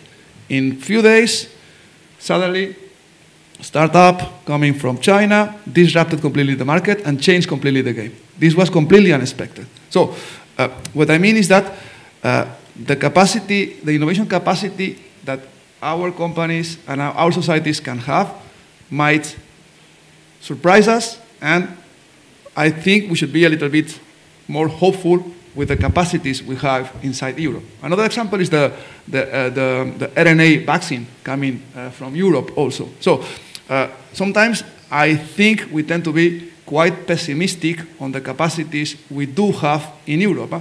We do have strong educational systems. We do have strong communities. We do have strong institutions. And all of this, which is a reality, are strong points that could allow us to compete globally. We are doing it. I fight myself the idea of we are out of business, we have no hopes. I still think we have a lot of capacities to compete. And actually, by opening the climate adaptation economy, the green economy, we are opening a lot of opportunities to our business. And I come back to what was said before. The old world order is fading out, the new world order is not coming up yet, and it's messy, and we might not see the future, but the story is not yet finished. So we should not let ourselves lay in this, I will say, disappointment of we have lost, because in one week, a market that was completely closed became now open, and with an AI model that is open source, many European companies might be able to innovate. So that's my message. I would like to tone it down. I understand the problem. It's a complex problem. It's a problem that the European institutions have to take into account. But there's still hope, and I think we have a lot as Europeans to rely on to build the future I think we have, which is keeping on with our European way of living. So just to finish with a bit of hope from my side. Okay. Arina, we are running out of time, but you can take the floor if the audience... I'll be very quick. Yeah. So, you know, this is just one of the conversations that are happening right now, of course. And when you look at the competitiveness compass and this point on innovation, you know, the striking reality is that Europe has and still continues to produce as many patents as in the US and China, but you see very clearly that transition from patent and idea to production is missing, and that's part of this discussion that's happening around the Capital Markets Union to ensure that all of the financing that's in banks, but also is missing in our VC and PE infrastructure is put into place. And so that's one part of this issue. But the second question is, okay, yes, energy prices are higher, but are we using energy as efficiently as we could? Can we bring down the costs to companies of that energy usage without necessarily resulting in the catastrophic impact and closing the factories? And here I want to come back to this study that I've mentioned before on energy efficiency, because we looked at all of the firms. It was in Poland, and now we're looking at it in other countries outside of the energy intensive sectors, just to say, okay, what would happen? What do you need in order to bring down your energy bills? And we're looking at existing technologies that have not been put into place, existing techniques. And so this comes back to this question of investment and ensuring that we're moving up the technology frontier. It's infusion of ideas. There's still a lot of potential in Europe, and we haven't gotten there. And so when you make these investments in new technologies and new processes, you can do it in a manner that is more energy efficient, and you can kill two birds with one stone. So I don't think we've either completed and completely used all of the ideas that are currently existing, so in terms of infusion of ideas, and we're certainly not at the point where our innovation frontier is now feeding into our production frontier, and that's the challenge. And it's going to be part of the conversation is here, but another part of the conversation is in the capital market unions and also in strengthening the single market. Thanks. Okay.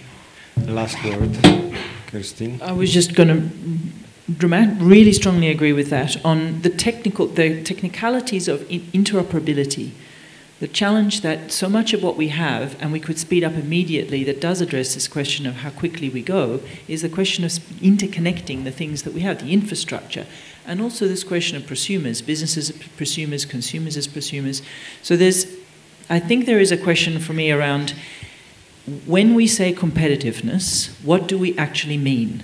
What is competitiveness? Because if it's defined in a world which is the world of the 1950s, that assumes there isn't really a climate crisis to worry about, there isn't a planetary need of survival, to think of World Trade Organization objectives, priorities in those terms. If we start to introduce the realities of what we have only begun to understand in terms of fiscal risks, transition risks, counterfactual risks, the costs to business, the risk to supply chains of what is actually happening to us, then all of a sudden that changes the logic of competitiveness, and we may well need to rethink completely our notion. We need to team up with China as quickly as possible on a whole set of interdependent relationships. We need to desperately much faster team up with Africa and the African continent, and start thinking about the ways in which global trade is completely reconfigured. And that pushes us back to think, what do we do with the notion of open strategic autonomy as Europe, and start to understand it intelligently? We have materials and resources here we're not using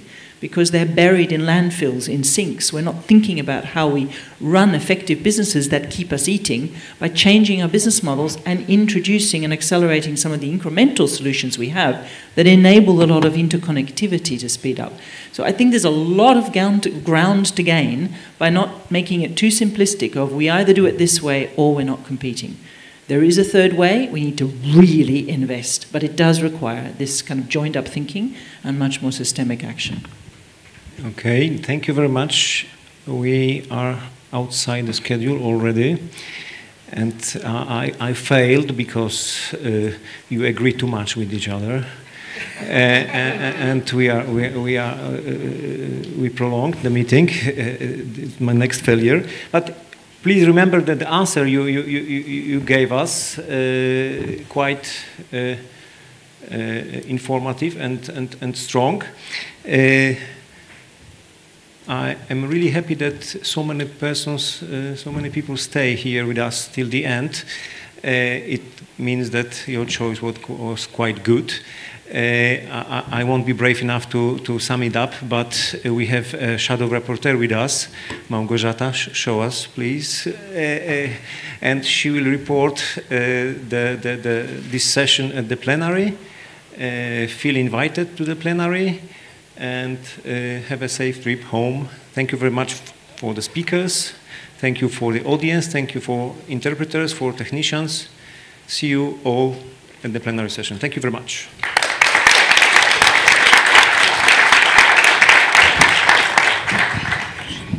Tak jak drzewo, ty też potrzebujesz dobrych warunków, aby pięknie wzrastać. Dlatego dbamy o czyste powietrze wolne od smogu, o czystą wodę wolną od zanieczyszczeń i ścieków, o czystą zieleń nieskażoną odpadami i o czystą, dobrą energię prosto z natury. Już od 35 lat dbamy o dobry klimat dla Ciebie i dla całej Polski. Narodowy Fundusz Ochrony Środowiska i Gospodarki Wodnej.